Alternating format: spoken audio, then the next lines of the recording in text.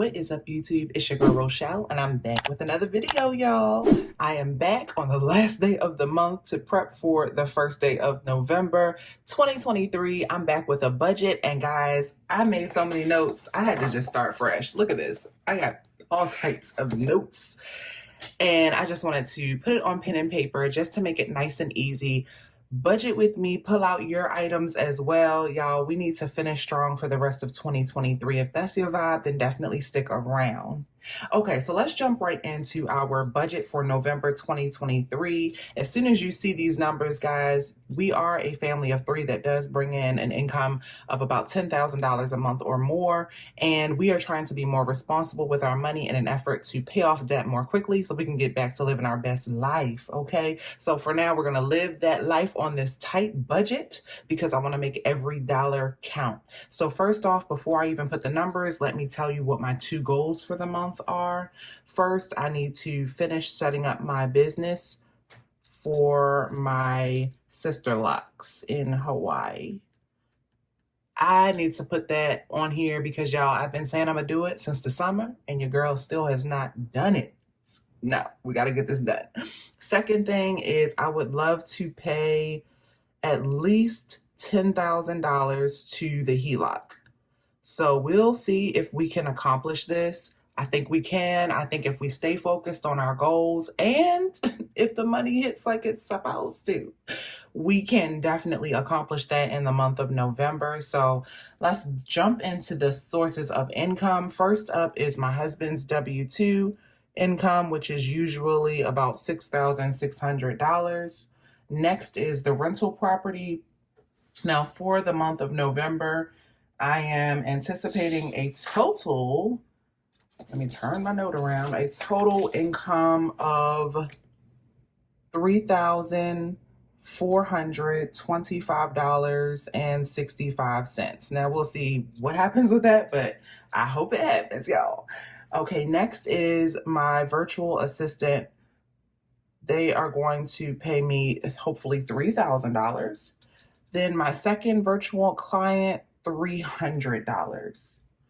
Next is my budget shop, RochelleAdamson.com. I always leave a question mark based on my average income. So usually I would have an average income of about $500 or $1,000 a month. But y'all, it's been all over the place. Like, you know, some weeks are very good, other weeks is kind of slow. And so I just move with the times. Honestly, inflation is hitting, student loans restarted, the world is a war.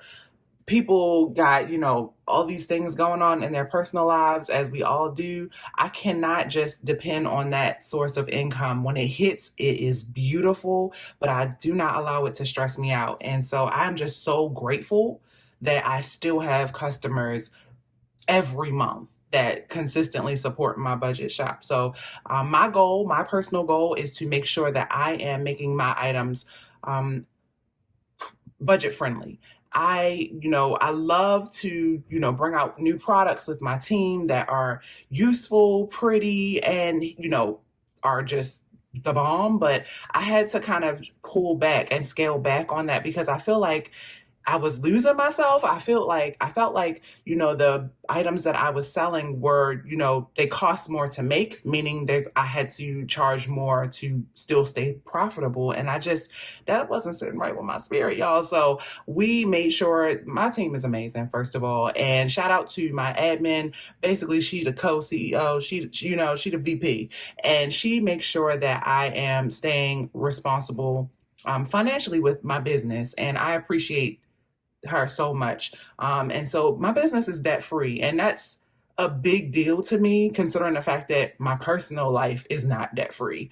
And so my goal is to, continue to bring you guys items that you can actually use to help you stay on your budget journey, to help you cash stuff and have a good time and save money. But, it's not going to be something that's super, super inflated. So I hope that makes sense. So again, my social media manager, he was like, you need to put out a thank you video because your people always show up in the comments. The engagement goes off.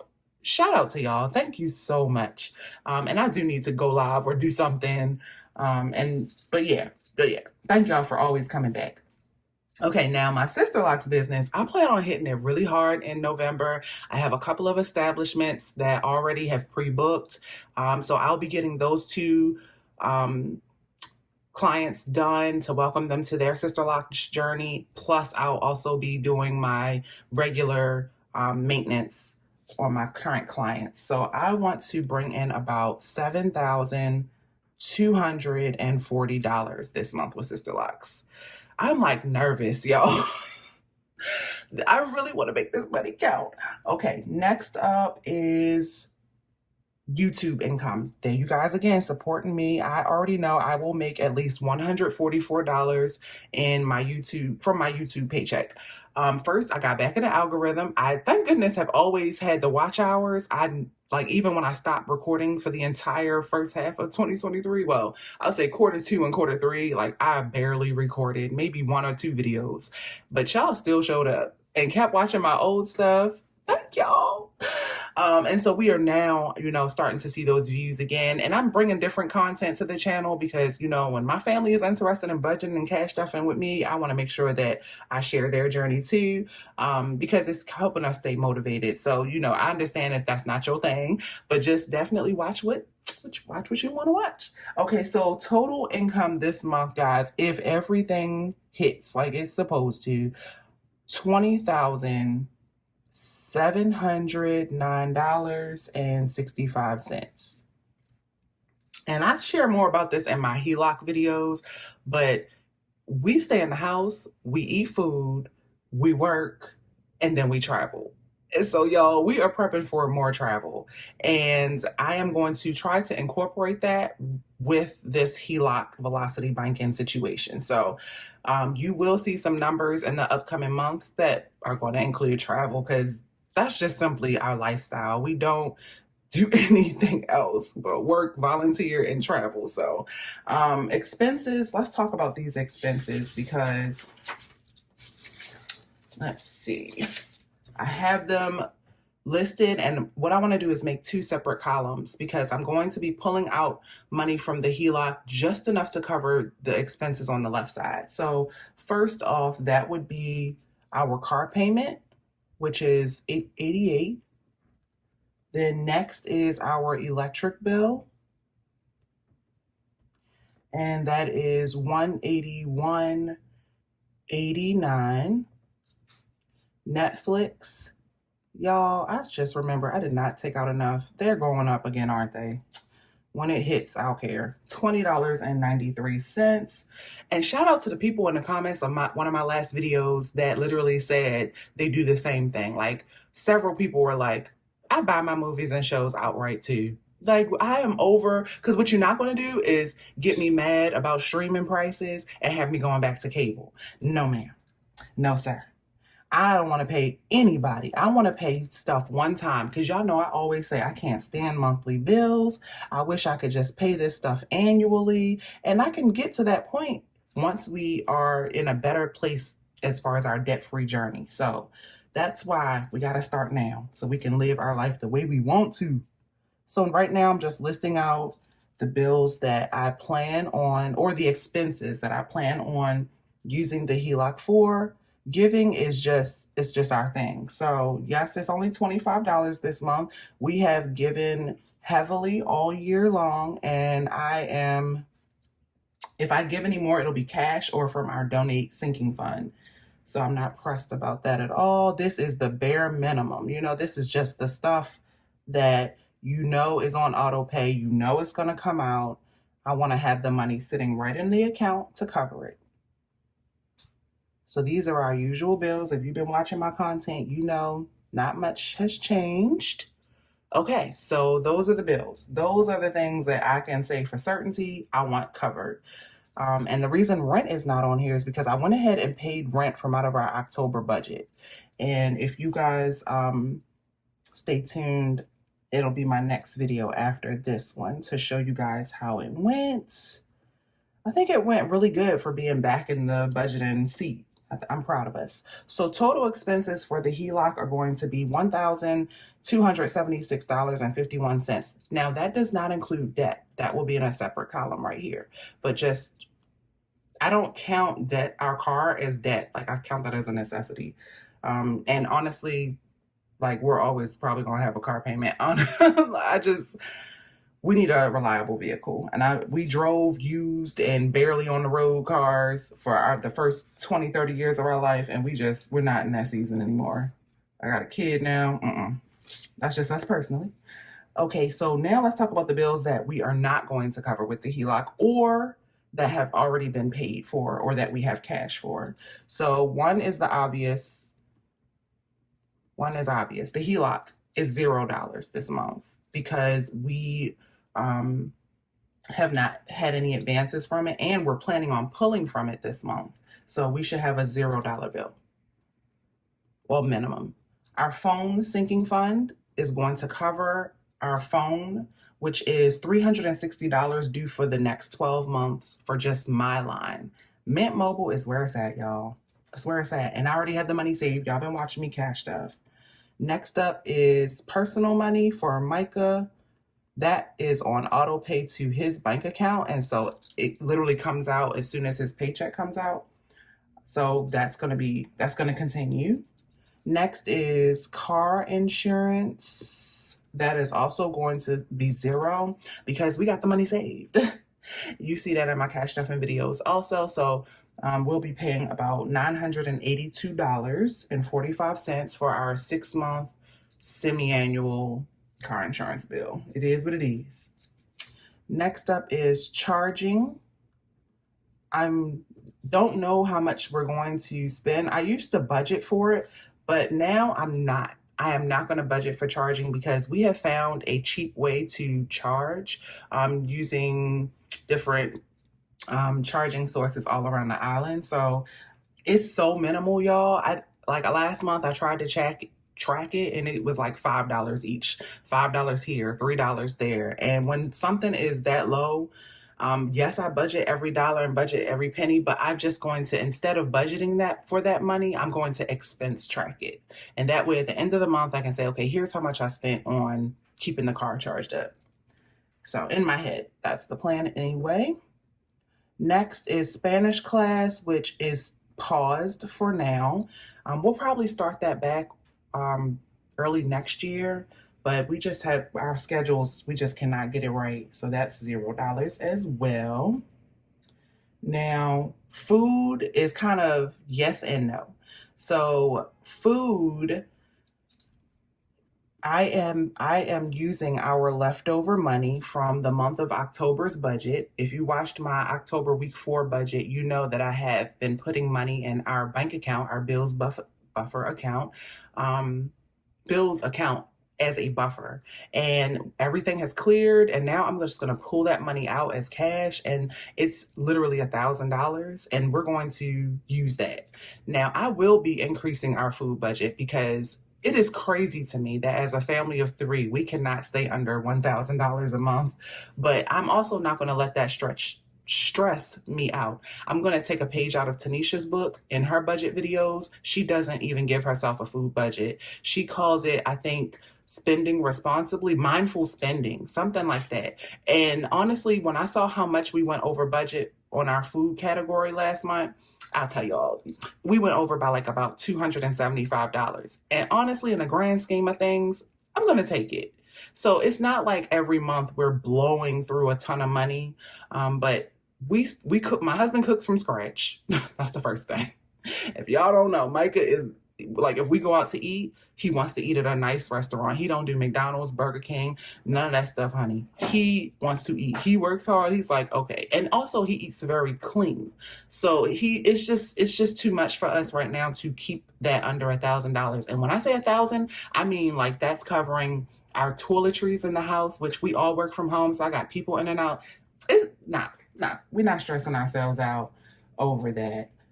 Okay, so now let's talk about my work bills, which are also not going to come out of the HELOC either.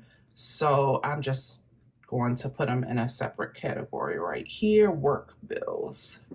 So work bills, I have my RA business, That is going to total $606.71. Normally it's a lot less, but now I have added an additional member to my team, and so I have to plan for that. Next is my Sisterlocks business, $8.34. Next up is our rental property, which is going to total $219.30. This is a very light month for the rental property because, honey, usually that house, I'm not even gonna bring it up. They might hear me and something might start breaking. Okay. We are doing pretty good so far. So if we're talking about 10% of $20,000, technically I could increase our food budget comfortably, but I really want to I want to hold off on that, but I want to have a maybe column. And honestly, guys, this is how it is when you are self-employed and you are waiting to see if the income you plan for actually hits. I compare it to being a waitress or a bartender. You know how much your minimum pay is going to be, but then there's tips. And so maybe I will put an extra $1,000 to food in an attempt to get ahead a little bit. I don't know. Maybe I will pull an additional $1,000 out for cash, and maybe I will contribute $1,000 to travel. We shall see. We shall see. Okay, now let's go ahead and talk about the debt, which is definitely under the HELOC category as well. So the first debt is my Amex. Y'all, attempted a balance transfer, fail. That's all I'm going to say about that one. $840 I need to send to that. And these are the credit cards that are left that I could not transfer to the HELOC.